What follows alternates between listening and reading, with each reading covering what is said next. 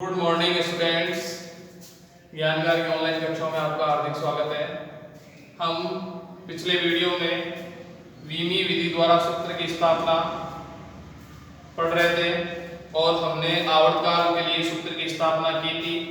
ठीक है, आज एक और क्वेश्चन करते हैं उसी से रिलेटेड, ताकि आपको और अच्छे से समझ में आए। देखो, क्वेश्चन है हमारे पास, एक कण वर्ताकार पथ पर v वेग से गति कर रहा है। एक कण वर्ताकार पथ पर v वेग से गति कर रहा है। इस कण का द्रव्यमान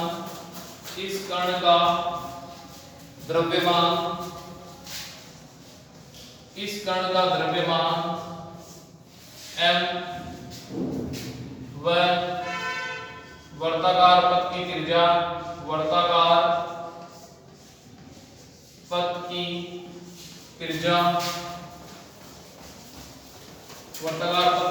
स्मॉल r है। वर्ताकार पथ की त्रिज्या स्मॉल r है।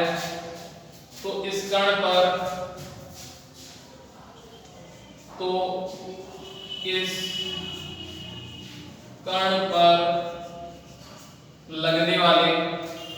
इस कण पर लगने वाले अभिकेंद्रीय बल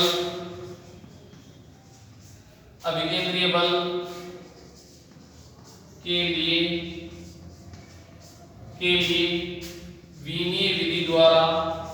विमीय विधि द्वारा सूत्र की स्थापना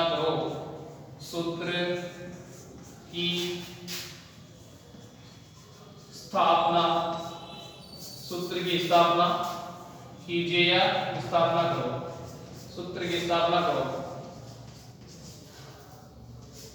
ठीक है, तो एक कण वर्ताकार पथ में v वेग से गति कर रहा है।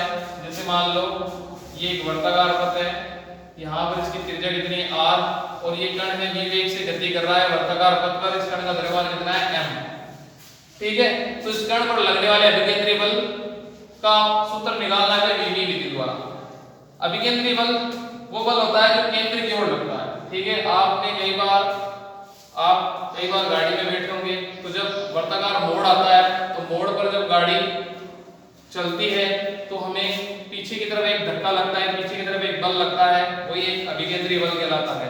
वर्ताकार पथ में जब भी कोई कण गति करता है या कोई व्यक्ति गति करता है तो केंद्र की ओर एक बल लगता है, उसे ही अभिकेंद्रीय बल कहते हैं। ठीक है, तो हमें विमीय विधि द्वारा अभिकेंद्रीय बल के लिए सूत्र की स्थापना करनी है। कैसे करेंगे, देखो,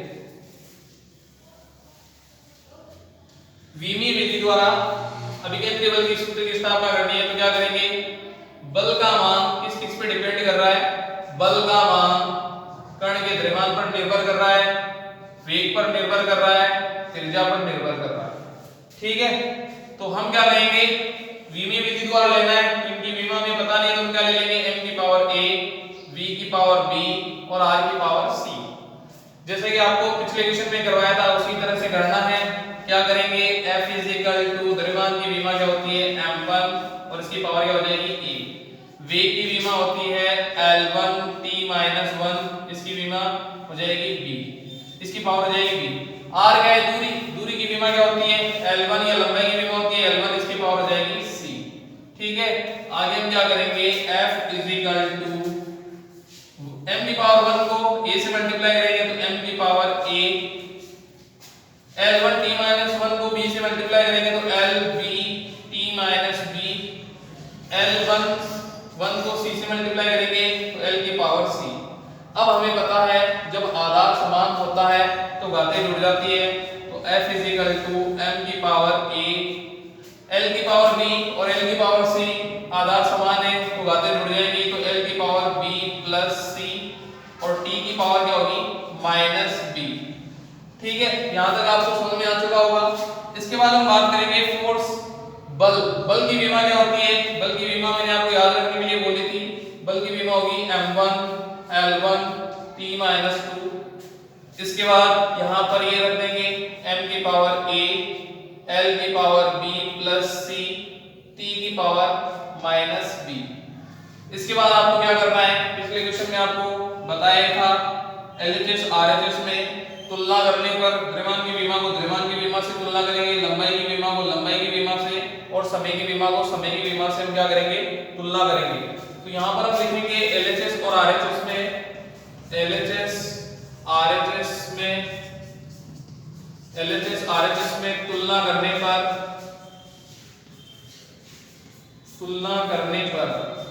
तो तुलना करने की तो क्या होगा, देखो द्रव्यमान की विमा यहाँ पर कितनी m की पावर 1 और यहाँ पे कितनी m की पावर a, यहाँ पे लिख लो m की पावर 1 और m की पावर a।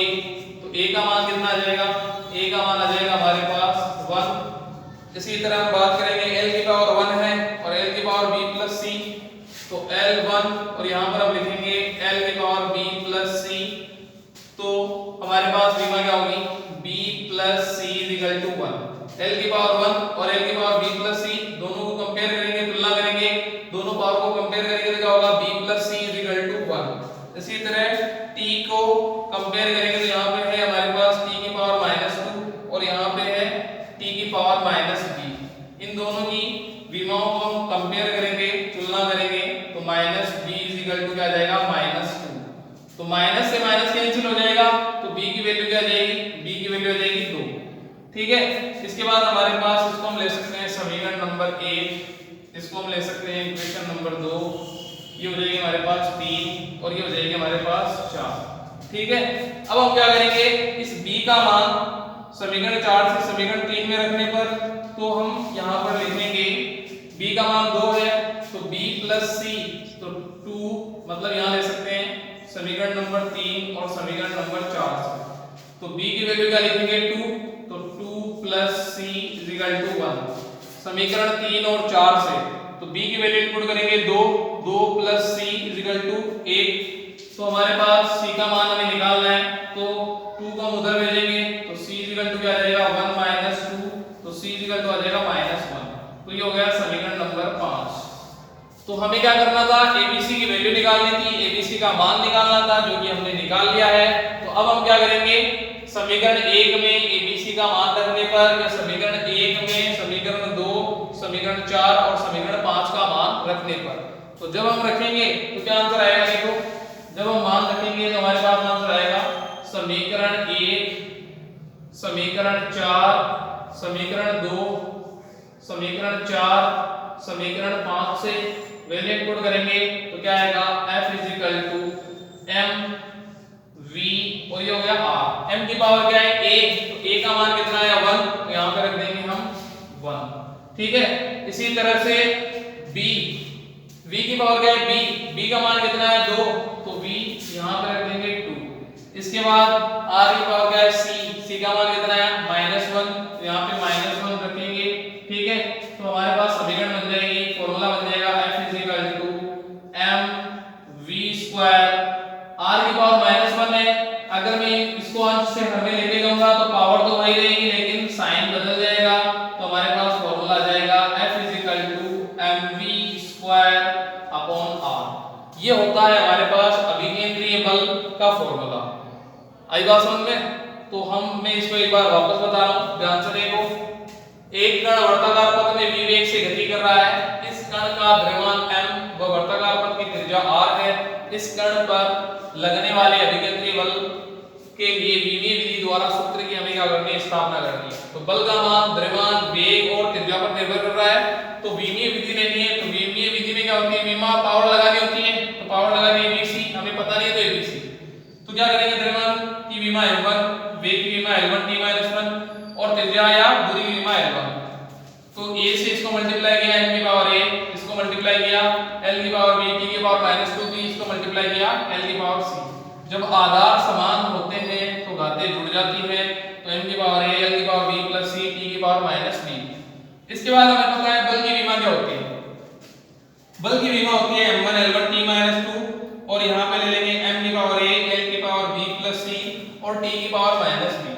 फिर हम क्या करेंगे, दोनों तरफ तुलना करने पर RHS LHS में तुलना करने पर, तो m की पावर 1 m की पावर a तो a is equal to 1, l की पावर 1 l की पावर b प्लस c तो b plus c is equal to 1, t की पावर माइनस 2 t की पावर माइनस b तो minus b is equal to minus 2, minus से minus cancel तो b की value आ गई 2 और a की वैल्यू आ गई 1। अब हमें किसकी वैल्यू निकालनी है, c की वैल्यू निकालनी है, तो यहां पर वैल्यू इंक्लूड करेंगे b की, तो 2 plus c is equal to 1, ठीक है। तो हमारे पास c इज इक्वल टू आ जाएगा -1। abc का मान समीकरण 1 में रखेंगे तो m की पावर 1 b की पावर 2 r की पावर -1। जब हमें पता है अंश से किसी भी राशि को हर में लेके जाते हैं तो पावर तो वही लेकिन साइन चेंज, तो फोर्स या जो बल या जो अभिकेंद्रीय बल है उसकी विमा क्या आ जाएगी, उसका जो फार्मूला है वो क्या आ जाएगा, सूत्र आ जाएगा F=mv²/r।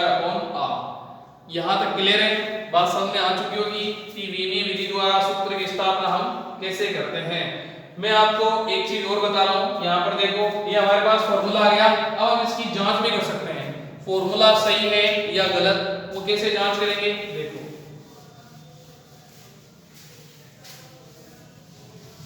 हमारे पास फार्मूला आया है F=mv²/r। तो विमीय विधि द्वारा जांच कैसे करते हैं, LHS RHS की विमाएं कंपेयर करके देख लो, दोनों की विमा समान आई तो इसका मतलब फार्मूला सही है, नहीं तो गलत। तो बल की विमा होगी हमारे पास m1 l1 t माइनस 2, तो ये तो आ गई बल की विमा। अब इस पूरे जो हमारे पास दिख रहा है mv²/r, इसकी विमा भी अगर यही आ गई तो इसका मतलब फार्मूला सही है। तो द्रव्यमान की विमा होती है m1, वेग की विमा होती है l1 t minus 2 l1 t minus 1 और v की पावर कितनी है, v की पावर 2 है तो यहाँ पावर लगा दी और यहाँ पर हमारे पास है त्रिज्या या दूरी और इसकी विमा क्या होगी l1। तो हम इसको क्या लिखेंगे m1, यहाँ पे लिखेंगे l2 t minus 2 upon l1 और इस तरफ हमारे पास है m1 l1 t माइनस 2, ठीक है। इसके बाद हम क्या करेंगे, इसको वापस लिखेंगे m1 l1 t माइनस 2। अब हम इसको सोल्व करेंगे, अगर ये इसके बराबर आ जाता है तो इसका मतलब ये सूत्र क्या है, सही है। तो इसको यहाँ से काट देंगे तो यहाँ पे क्या बच जाएगा l1, तो m1 l1 t माइनस 2 मतलब RHS LHS बराबर है, इसका मतलब हमारा सूत्र जो है वो क्या है, सही है, ठीक है। इसके बाद हम कल पढ़ेंगे। ओके।